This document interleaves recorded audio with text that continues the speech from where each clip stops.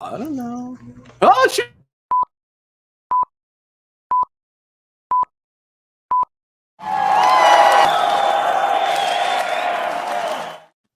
Woo! Oh, it's a million. What is that? Bring that graphic back. Bring the graphic back. What do you got? Top million. Bring it back. Bring the top million LinkedIn lives. There it is. Making moves. Moving up the charts. Hey, you are looking live at the GovCast, South Florida, Maryland, around the world. Making big things happen. Hey. Happy, what's today? Happy June 9th for everybody out there. June 9th. Welcome to the GovCast. Early June. It's summertime. Can you believe it? We've already rolled through. Well, we're at the end of Q2. It's crazy. Phones blowing up. Half the year has passed. Isn't this like? Oh, I hear it. Great. No, you're good. Go. Oh, I heard it. It was just. I mean, people always say it, like the older you get, the faster time passes. So it sounds so silly to say, "Oh my God, it's already June," but it's already June. This year, right? It still seems like we're living in the COVID world, but it's moving on. I watched the basketball game last night. Full. It was so weird watching it. No one's commented to it. It's a full arena for the playoff games, and you're like, did we get the okay for that? We went from nobody to everybody. It's That's how the soccer game. Well, do you watch soccer? Well, only the real sport, the world sport. Well, so Colombia. My dad is from Colombia. My mom is from Argentina, and Colombia and Argentina played last night. And so whenever that happens, it's like, so my mom watched it in Fort Myers. My dad came over. Long story short, we thought Argentina was going to win the whole game. And then literally in the last minute of overtime, Colombia scored to tie it up, which for Colombia, a tie is a win against Argentina. Yeah. So that's what I was watching last night. Big. So Dre, while you're talking sports, why don't you introduce yourself? I'm Andrea. Now you know my nationality. Yeah. What is it, Colombia or Argentinian? I'm both. Both. I was born in Orlando, so I'm from Florida. She's an Orlandonian. Yes. So my parents are both from South America. I speak Spanish. But yeah, good to meet everybody. If I haven't met you before, super excited to have Andrew on today. Yes. Listen, Dre's the smart one here. She makes things happen. She's in the database. She's doing big things. Steven and I are just here as showpieces to help move the show along. Dre, you don't know this before and after the show. She's actually making all the real data happen. So God bless. The brain. Keep listening. Stevie B, you want to tell people everybody? The Dean. Steve Bryan, Dean of GovSales University. Talking sports here. Let's go Sixers, baby. Tied up the series 1-1 here with the Hawks. Trying to root for the home team there. Pennsylvania, Philadelphia. You were sweating. Who does RJ Barrett play for? Hold on. Knicks. RJ Barrett plays for somebody. He was sitting behind me at dinner on Friday. RJ Barrett. I don't know. He's from Duke. He played with Zion. He's 20. Steven's going to have to. Plays for the New York Knicks. They're out. Yeah, they're out. Yeah, he was at dinner on Friday. We looked over. People were buying him things and drinks. We're like, who is this guy? So then we looked him up. We're like, oh, that's RJ Barrett. Who I guess you're famous. Did you get a selfie? No, Josh did, though. Oh, he did? He went over and got a selfie? There you go. And he literally was like, can you get in this picture with me? I'm like, you're not asking him to do that, are you? He's like, yeah. Heck yeah, when you're out, especially in South Beach. What else, Steve? What other big events, Steve? You got anything else you want to talk about? I'm getting a year older tomorrow.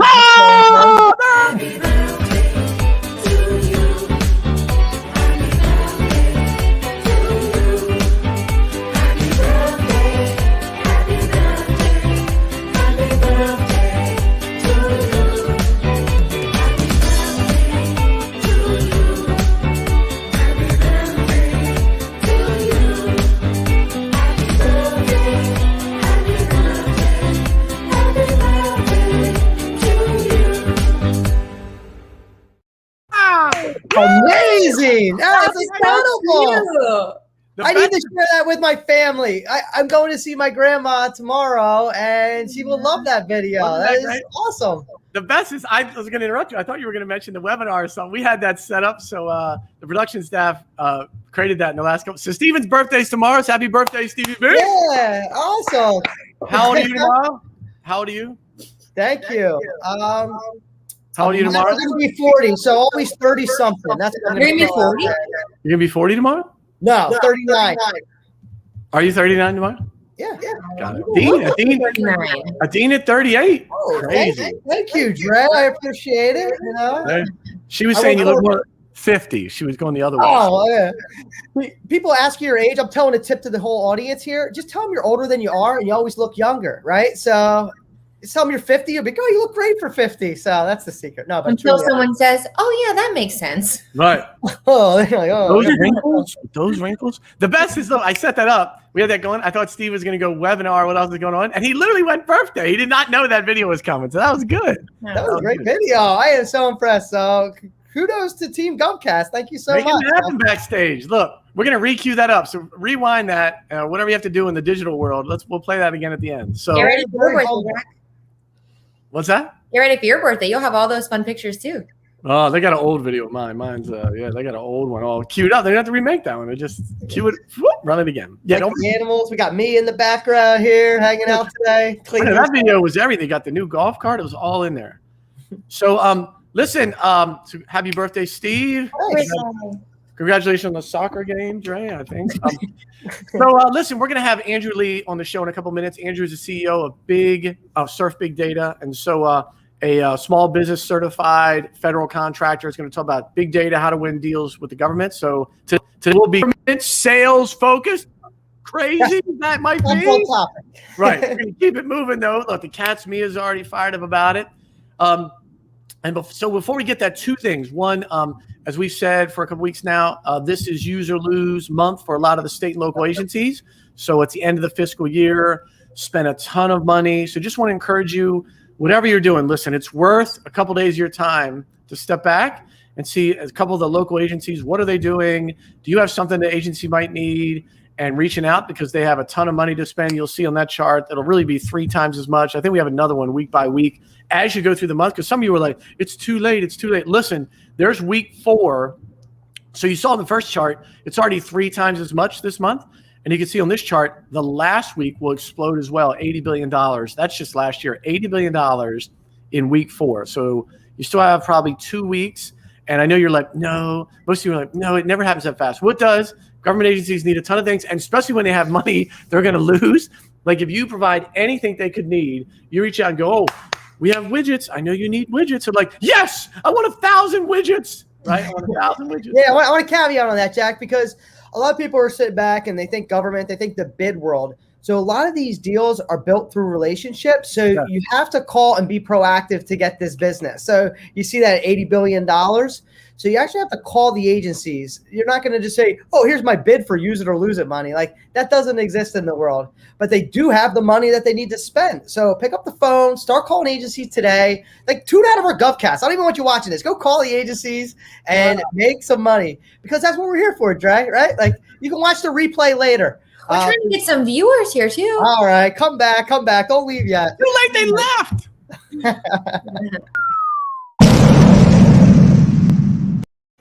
Listen, quick, totally true story. I'm doing it in presentation at this event. It literally was in Orlando years ago. And it's like, I don't know, probably 1,000 people.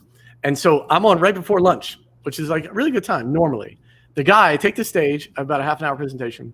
The guy says, I forget who the keynote speaker was at like lunch, but it was like a notable, like even I wanted to see the person. I forget who it is though, but that slips me. But literally the guy who introduces me goes, da, da, da, da, da.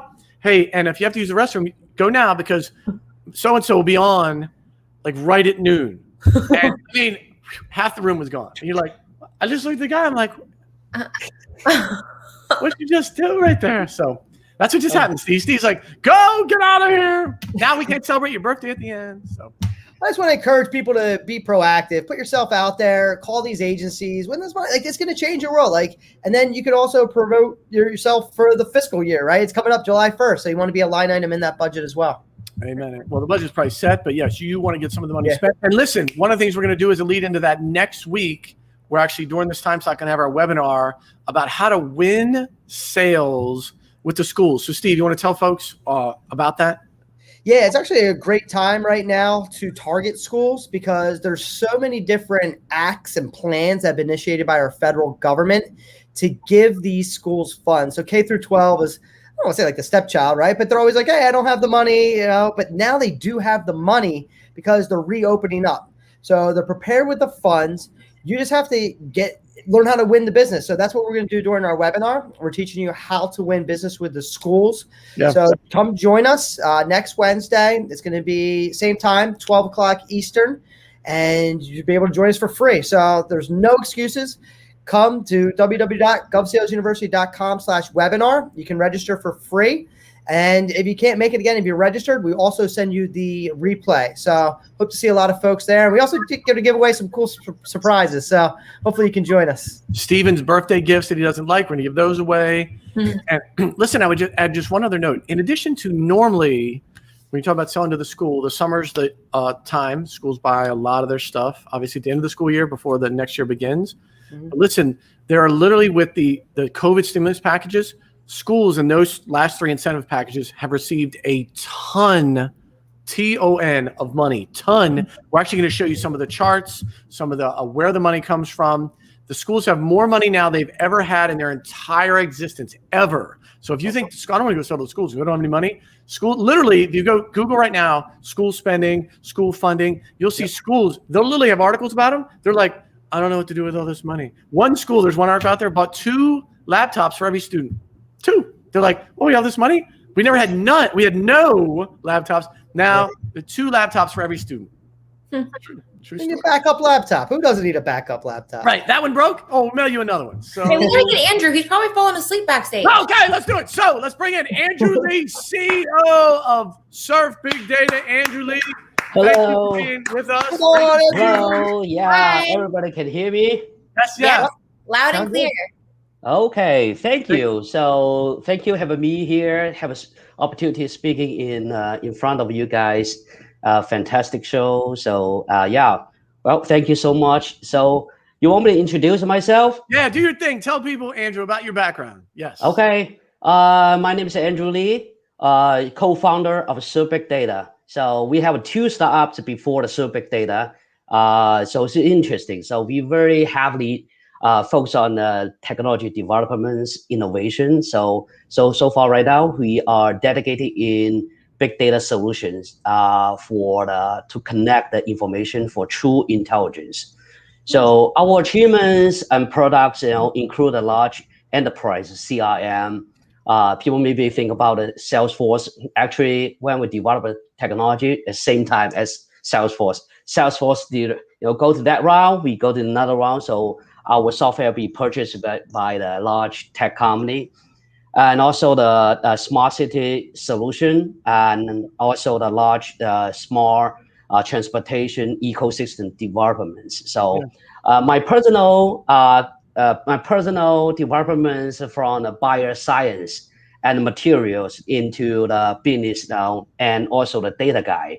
So maybe people will feel curiosity about how can a scientist become the businessman and become so far. So a lot of story behind, because being about 20 years now. So I like to answer the question. I like to help you, especially for the small business want to sell to the governments, and especially for the technology people want to use their knowledge to sell to the government who they need, like machine learning, artificial intelligence, and such things, a big thing. Yeah. So very different from selling your mark printing services to the government. So maybe my experience can benefit you. I can tell some of the inside, what's the story, how did people come to you, why they buy from you.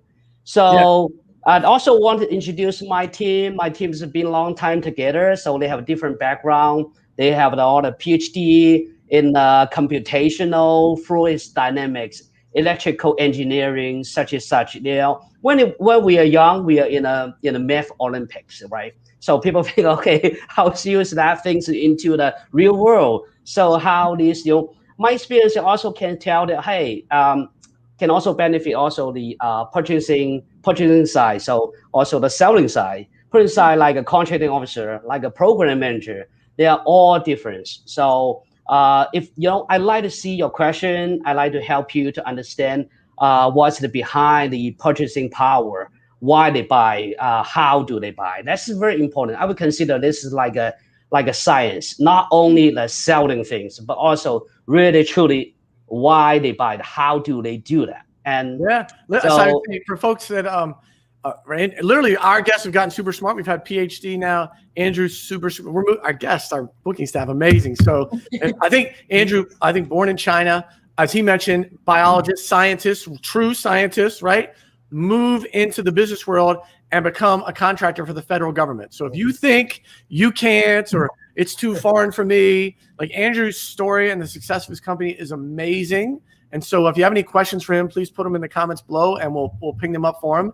So Andrew, can you tell folks at a micro level how you got into the federal sales world? I know we'll talk about, I know you're a SBA certified small business, but your first kind of foray when you're like, oh, we're going to take what we do and go sell to the government. Can you share folks that, your first deal or two, how that came about and how it went for you?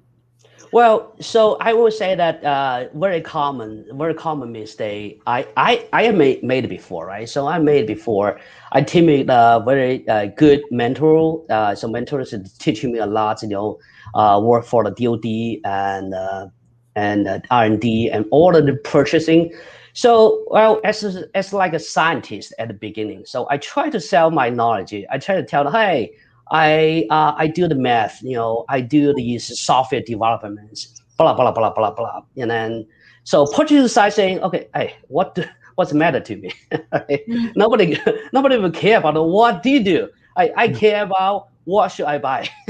Yeah. All right. So I learned this is a lesson. So I get into that, and then I want to do research. I would consider this process like a science process. And what's the dynamic behind that? Why, in the government, compared to the commercial, it's just different things. So in the government, it's a multiple decision makers. Yeah. Have a contracting officer, number one. Number two, program manager. So who's the buyer? Who's the made decision? And the third, very important, is a small business liaison, or sometimes called advocates. Yeah. So you have to know how to play the plays and spin them together, harmony. So I learned it, and I found it okay. First of all, I got to go to the small business people who help me to get in front of the door. Yep. Talk to the people, okay? Talk to people, and then you need to do your homework. So what do they buy? And when do they buy? And how do they buy? Are they using what type of the contract vehicle? Are they using Spark? Are they using like VA? So T4NG, IDIQ. Are they have to use a service disabled veteran phone?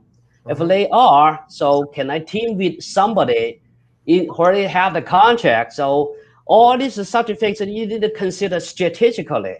So, first thing, you got to have the strategical thoughts, and then you need to have a strategical plan, and then you need to have the strategical partner.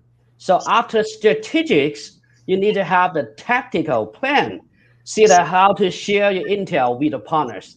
So will your partners be your strategic partner to share with you the intelligence? So before going at, don't do too much of things. So until you have the intel to share each other, to talk to, and then you approach it to your contracting officer professionally and ethically. All right. So will be the long-term reward to you. This is a lifelong benefit to you. So be professional. I know the many business things. Oh yeah, sell to the government. So behind the door, on the table, it happening somewhere, state, city, or the county level. But to the federal, they have to comply to the FAR, so Federal Acquisition Regulation, and multiple, some detail like DoD, like the Department of Commerce, and so whatever, gotta know what you do, who you need to sell to, what do they buy. Very careful, focus. Yeah. Don't go everywhere. Focus where you will go to. Penetrate into that, get a foot in the door first. So that's how that's what Dre does. That's what Dre helps people do. Where do you fit in the realm of it? Oh, but Andrew, what was your first deal? What can you tell folks about your first government deal? What was does that bless you? Was that a bless you, Steve? Did you? No, it's clearing my throat. Sorry. Oh, I thought it was a sneezer. So Andrew, what was your first? Can you tell folks about your first government deal? Well, this I have to do the teaming. go teaming. I tried many times about go by myself, talk to the contracting officer. It's a long deal. It's a long way to go because you need to get the trust. As like a scientist, I kind of feel bored. I also feel boring after talking to the CO. The CO say, okay, hey, what do you do? Well, I do math. I do statistics. Software development, machine learning. I've done a lot of machine learning work already. They don't understand the formula. They do not understand what's a loss function. They want to know, hey, how do you benefit me? Yep. What's the value behind it?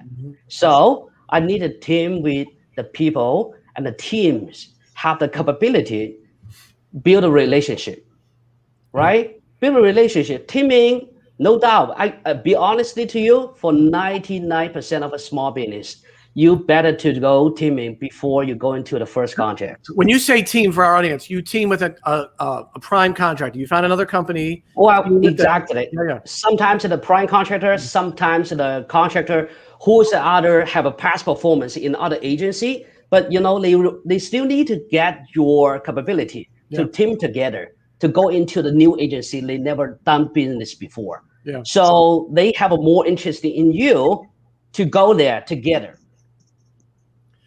And are you able to share who that teaming agreement was with, and what was the first effort? Like, was it and relative size? Like, just helping folks at a granular level figure out what should my first deal look like? What does it look and feel like? Oh, okay. The first deal normally like less than $500 million. Go left $500 million, easy, low hanging fruit. Yep. Low hanging fruit because the technology side, don't go too small. In the local side, local level, federal agency, they can easy to go $25,000. But go to like a printing, like a mug, like a T-shirt buying, like a local uniform. They can do that like $25,000 easy to in local level. But like a technology side, you will not go for that. You go to the normally our deal is like a multi-million dollar. Not multi-million dollar, but at the first go to less than like a $500,000 with a teaming partner together. They will sign like 20-30% of the deal with you, so you don't have to be very busy to do like a proposal writing, something like that. But especially after you get the AA, it's total change. Change the situation, change that because you know why? Your AA, you get a sole source opportunity. Your sole source opportunity, you still can get a better and bigger deal. So go the bigger deal as when you get the AA certification. So at the beginning, just go to smaller and then get your not only past performance, but also the experience, how to talk to the contracting officer, how to talk to the program manager. So this is a learning curve. Even though we have like an education to tell you how to do that, but you still need to jump into the water to try swim. If you're a coach, coaching the people to how to swim, they still need to jump into that, right? Yeah. And that's how the first deal get the R&D, get the very cool stuff, can tell very cool thing. So teaming with a large, size, technology company, name in the world. So this is the top duty contractor. Very cool stuff, because our president will have the experience in the national labs, design a cool thing. But cool things, this is what we love to do. This is a passion to do so. So this is how to make it happen. Get some, you don't talk to other partners who they do not have that skill set. No, approach them and say, because you are the AA, because you are the small business, because you are the minority. They normally they don't do that. They have a bunch of a partnership already, but you tell them, hey, what's your value? Yeah. So I have a question. So what advice do you give somebody who has maybe worked a lot within the government, but more like on the state and local side, and now they're trying to dabble within the federal government? Andrew, can you repeat your question? So I want to understand clearly what is that pain point. So if I had a customer who has worked a lot with like your cities and municipalities, and they're seeing opportunities that match what they sell within the federal space, right? So they're wanting to sell within the federal government now. Is there any advice that you would give that company switching over from these state and local opportunities to federal? Well, so the federal government have the database called CPAR. CPAR is a past performance, but for the city and the county level, is all those performance not showing the CPAR, especially when a deal less than $1 million. It's less than $1 million, not showing that. But you got to have a marketing to sell to the federal government. If it's a very small deal, that will be okay, especially for the federal government. In a local, we're selling something less than $25,000. It's workable to do that. Yeah. If you go more than that, well, I better to recommend the people do some training before they talk to the CO and the program manager. True. Okay. Training, Steve. Some training, Steve. You do have training Steve, to help people out. GovSales University, quick plug in there. No, but Andrew, I love sharing your experience because everything that you're talking about, completely true. Like you're talking about the discretionary spending limits, state and local being 25,000, federal, 500,000. And we're trying to get that past performance, but when they're new and just starting to deal, it's pretty hard to get. So when you were approaching, because I worked with Homeland Security, and exactly what you said. You get with the liaison first, and they help you navigate those waters because you're like, Homeland Security, like where do you even begin with such thing? But there's people that are assigned these jobs just to help communicate the average citizens and companies to get in with the government. So definitely good first point of contact when you are trying to get to those bigger agencies like in the federal space. But when you're talking to them about AI, machine learning, right? Because I think that's one of the myths out there. The government is old school. They're not up to date on technology, right? But there's been this big innovation. I've even seen titles change, like positions within the agency level, like Chief Innovation Officer, right? Like people that are designed to get to the 21st century, of course, and make things a lot easier because that technology exists, but it's always been used in the private sector. And now we're seeing this change where the public sector is now adopting this cool stuff that's been being built.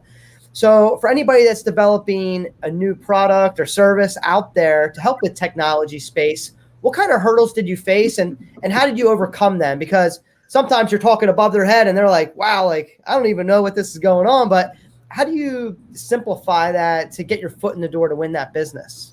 Well, very good question. Very, very good question. So this is the common thing in both sides, buying side and selling side, common mistake. So when you talk about AI, machine learning to the governments, so depend on who you talk to. If you talk to SOCOM, well, very good. You want to sell that thing. So right, CentralCom was good too, but best thing to go to SOCOM.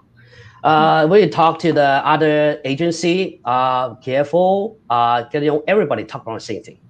Oh yeah, well, so you will see the common language like that. Hey, my name is Hu. My name is Andrew Lee. I sell AI, I sell machine learning, I sell software development. So what do you feel, Stephen? If you are a contracting officer. Yeah. No, they'll be like, it sounds great, but how does it help me? Back to your original question. Well, normally more than that. So, they feel sleep because every day they listen the same thing. Yep. So I talk about just the language is that me too. Everybody talk about the same thing. So do your homework research before approach that. So machine learning, a lot of things. So we do machine learning. When I was in school, machine learning things. So nobody think about that. They're useful. So about 10 years ago. So. We do a lot of modeling. We do a lot of data training. So go to an agency. What do they do? For example, like Homeland Security to catch a bad guy. So catch a bad guy. So how do they do the catch a bad guy right now? Like 5 years ago, what do they do? How do they do that? How do they connect the information? Are they using the paperwork to connect information, or are they using the computer program and the data connected? So why you think your AI or your machine learning, how to do that? And got to tell them 5 minutes or less than 5 minutes. And in the human brain, 18 seconds to 35 seconds, they will know. You'll feel, can you do that? Yeah, Honestly to you. that's true. I call it the fish brain. Our attention spans. Kind of. Yeah. It's like After that, you have to grab them right away with some information. well, after the 30 seconds, I would say after 30 seconds, if they have the perception, you're not a guy can sell or do that, it's hard to change. Now, I made a lot of mistake. Made a lot of mistake to that. But this is the lesson to me, and also I hope other scientists who want to start a business or who start a business or have beginning and then don't know how to sell to the commercial or to the government. So this is the golden rule. Golden rule. Okay, pay attention to the customer, see what is behind it, what's the dynamics. And they are also science. Do your homework. What about? Can you talk about? Sorry, Steve. Did you have something else, Steve? No. I think he's right to the point. So I appreciate it. Can you talk about, Andrew, your SBA Small Business Certified, 8A certified? So can you talk about both? When did you start that? How long it took?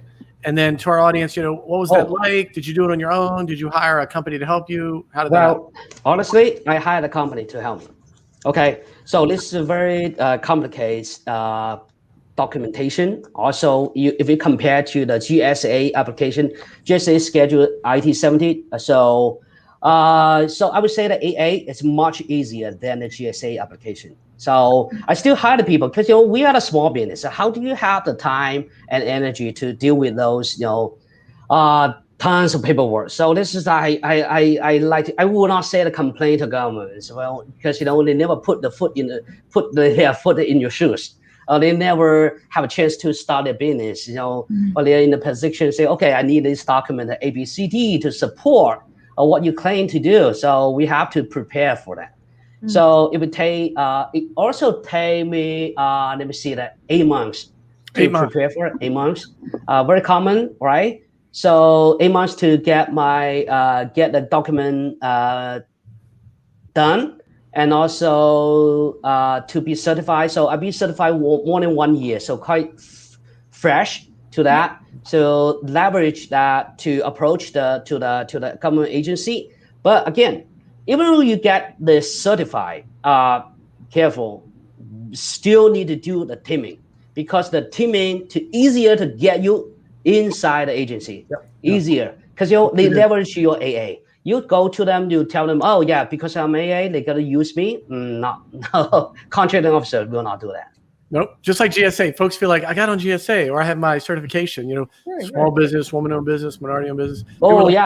Then deals will just come running in. No. Well, let me talk about the GSA. GSA just like you go to the mall, shopping mall. Yep. GSA say you have your booth and your store in the shopping mall.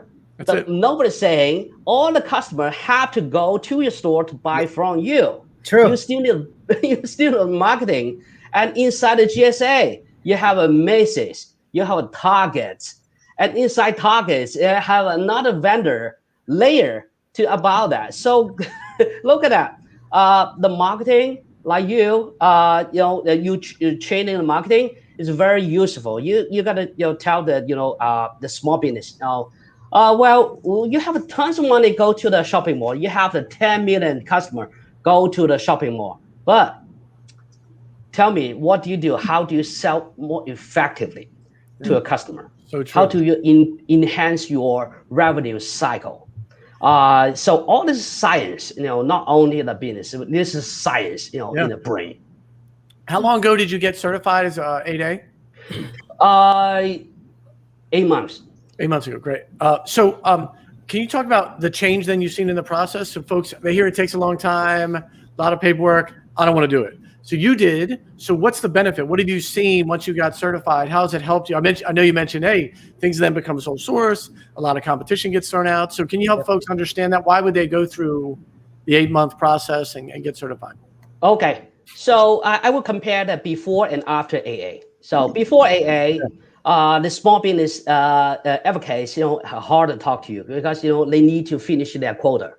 Every year they need to finish the quota. Say, okay, how many AA, how many hub zone, how many service disabled they have been used, how much dollar has been used. That if you do not have an AA, if you're not a hub zone, non-title. Everybody hear that? Hold on. Did everybody hear that? Look, the contracting officers get certain numbers they got to do for hub zone, small business, minority. So that's what they're trying to get done. And so sometimes when it doesn't make sense to you, the reason you want to get certified is because they're trying to meet those metrics. There you go. That's how they're evaluated, right? So it's a real thing. Again, you got to put yourself in the shoes of the government contracting person. They do want a product. They may want your product, but even more than that, on how they're evaluated. Hey, did you meet your goals in those 4 classifications? That's always on their mind. Always on their mind, right, Andrew? Always. Oh, yeah, exactly. What did they do? What did the job title meaning for the people? Put your foot in the shoes. You should understand them. So they need to finish their work. They have a task. They have a mission. So they need to, if you are nobody, all right, you're very capable to do things, but somebody else have the hub zone. Okay. Even though they have in the government, it's hard to evaluate you're perfect done the job or you just do the job. You just check. I don't say so. Sometimes they check the box. Oh yeah, well we just made the job done. Oh, it's okay. All right. So use a hub zone. Well, perfect, good. But to the IND, I love IND is that I use less my title. But they're more about the capability, the background to do the work. I love to do that. But again, back to the AA before and after that. But after that, I have an AA. Well, open the door, talk to the people, talk to the small business people, and also the contracting officer. Much easier. I would say that double easier to talk to people. You try to get your AA. Yeah. So I have a question about your background. So I think in the pre-show you were saying, so you're originally from China? Yeah. Cool. Okay. How long ago did you move to the States? Well, how long ago or how long? When did you move to the States? More than 20 years now. So more than 20 years ago, when I came, all the international students come here for the PhD, at least PhD, and with a scholarship. Nobody come here can afford a undergraduate degree. Nobody have money for that, right? Come here, but not like right now. So many people come here for the high school, at that time. We have to compete. It's very hard. So at that time, it's very, very hard to come here. So it's a long time. Actually, this is the thing. So I want to have our governments and our especially for federal government to understand if you get the talents from international, get to do something better for the immigration law to allow those high tech people to start their business easier. Because it's very hard for those the scientists to start their business. What's the best age? 25 to 35. So your best age for the research. If you go to the large business, or they just bury inside that system, and you see a lot.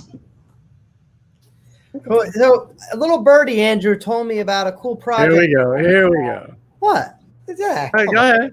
No. I was really excited about it because it sounded like it was Uber for buses. So instead of sticking to an exact route, it was maximizing efficiency, where it would pick up passengers when they needed to be picked up, not just wasting time driving around empty bus stops. So was that here in the U.S. or was that in China where that program was put into place? Well, so in China, so it's easier to do like a bus sharing the bus sharing technology.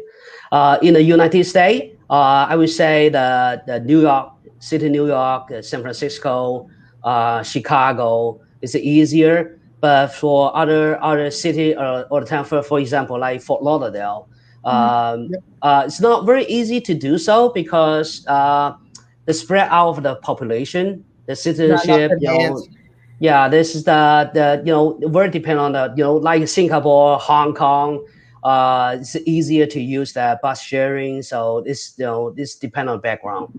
For Uber is a cool thing. So the development of that, I will say this industry should not have a many company will do so, because the market size like that. And also like Airbnb, you can have a second Airbnb or a third Airbnb, but after the third, you want to compete in these markets, very not easy. And you have to burn a lot of cash to get the market share. Got it. Yeah, I just was curious because it seemed very innovative. I know down here in Delray Beach, Florida, they started putting trash cans with solar panel roofs on top, and it would actually compact the trash down, because that was the power for the mechanism to help create efficiencies, because the trash trucks would come by and they would grab the trash if it had an ounce of trash or was a full bag, and it was a waste of time. So they're like, why not just go around and pick up full bags? So in the trash cans actually had a sensor that said this trash is full. So then they'd be like, okay, now we need to go out to get it, instead of just wasting time picking up one soda can. Big Belly Solar, I think, was the name of that company. Oh, this happened in Japan already. Already doing it. Yeah, to Tokyo, they already have that kind of sensor to measure the trash can, and especially for categorizing the recycled material, like a bottle, glass bottle, plastic bottle, and some other like a newspaper. So all the things they separate into different boxes. They do it very effectively. Cool. Well, I know we got a webinar coming up next Wednesday. We have time left in the show here, Jack?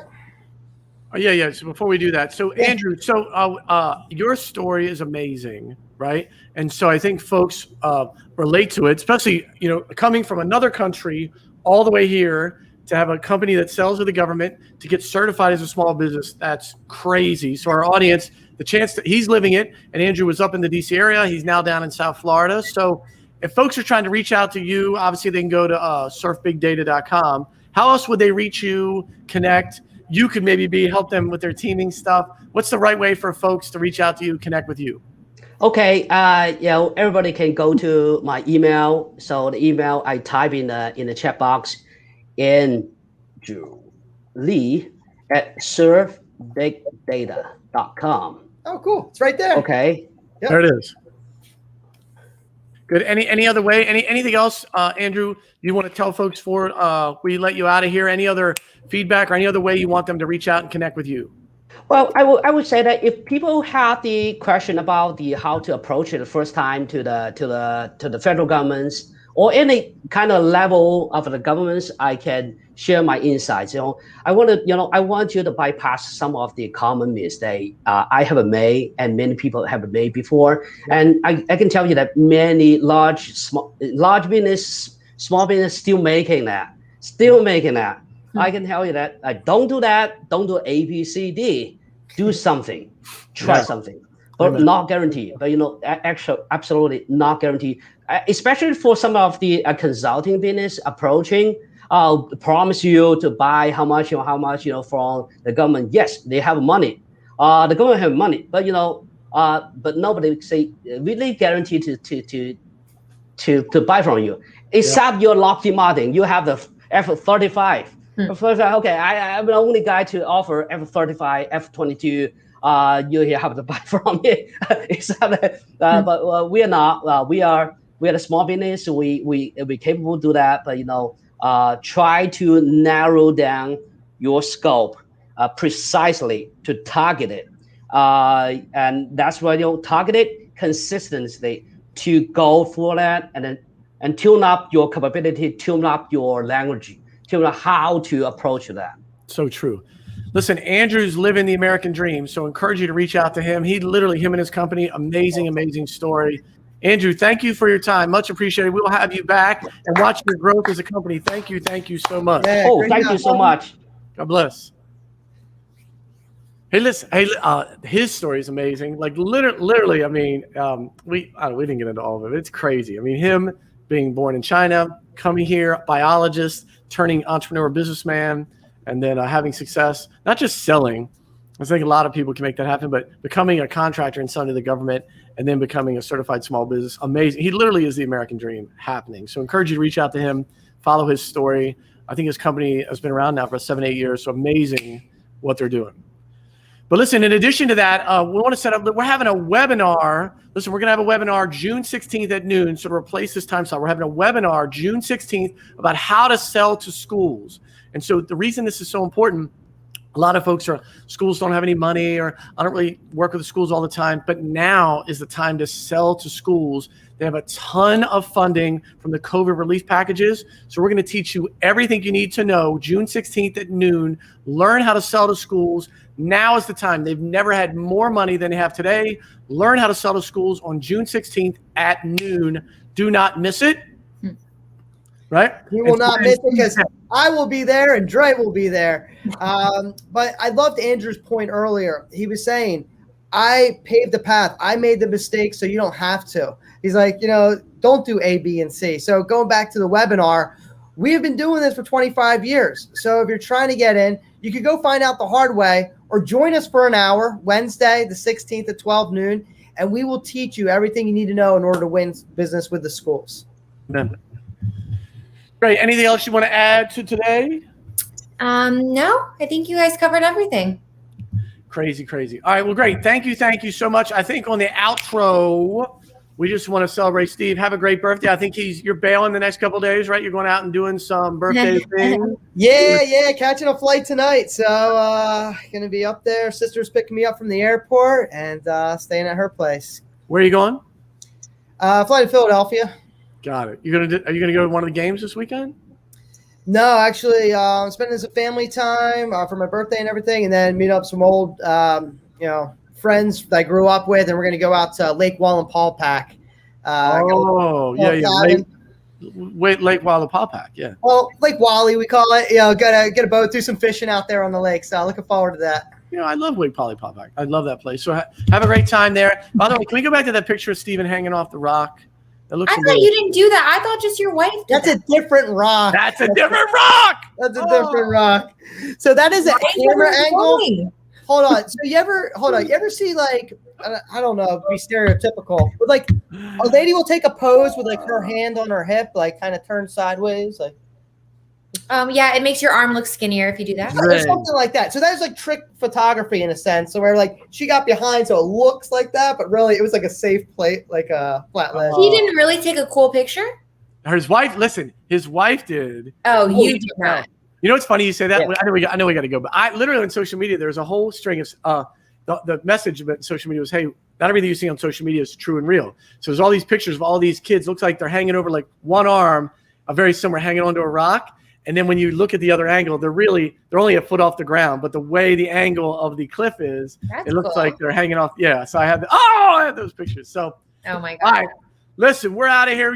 Next week, do not forget, we're going to have the webinar, How to Sell to Schools. I get it. Listen, when you hear that, you might be like, I'm not going to sell to schools. That's horrible. They have more money. I'm telling you, they have more money than anybody else you're chasing. Do not miss next week's this time slot. The webinar is going to be amazing. How can you go get business over the next 90 days? A ton of business from schools. Do not miss that webinar this time slot next week. Steve will be back from his birthday, tell us stories, and we'll learn what happened, what it is like to be 39 hanging off a rock.